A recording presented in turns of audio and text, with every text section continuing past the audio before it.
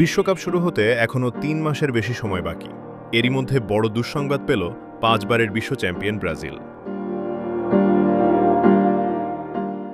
গুরুতর চোটে বিশ্বকাপ থেকে ছিটকে গেলেন রদ্রিগো গোয়েস। স্প্যানিশ লিগে রিয়াল মাদ্রিদের হয়ে গেতাফের বিপক্ষে ম্যাচে ডান হাঁটুতে আঘাত পান এই ব্রাজিলিয়ান ফরওয়ার্ড।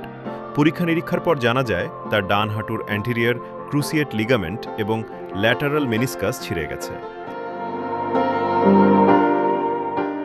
এই ধরনের চোট থেকে সেরে উঠতে দীর্ঘ সময় লাগে। ধারণা করা হচ্ছে মাঠে ফিরতে তার প্রায় ৮ মাস সময় লাগতে পারে। ফলে বিশ্বকাপে খেলার স্বপ্ন শেষ হয়ে গেল ২৫ বছর বয়সী এই তারকার। সামাজিক মাধ্যমে রদ্রিগো লিখেছেন, এটি আমার জীবনের সবচেয়ে খারাপ দিনগুলোর একটি। যে স্বপ্নের জন্য লড়েছি সেখান থেকেই ছিটকে গেলাম। তার প্রতি সমবেদনা জানিয়েছে ব্রাজিল ফুটবল ফেডারেশন। পাশে দাঁড়িয়েছেন ব্রাজিলের সুপারস্টার নেইমার জুনিয়রও। তিনিও অতীতে একই চোটে দীর্ঘ সময় মাঠের বাইরে ছিলেন। নেইমারের বার্তা, মন শক্ত রাখো, তুমি আরও শক্ত হয়ে ফিরবে।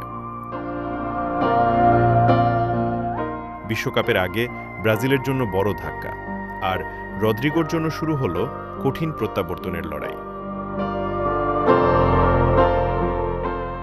স্পোর্টস ডেস্ক, কাল প্রকাশ।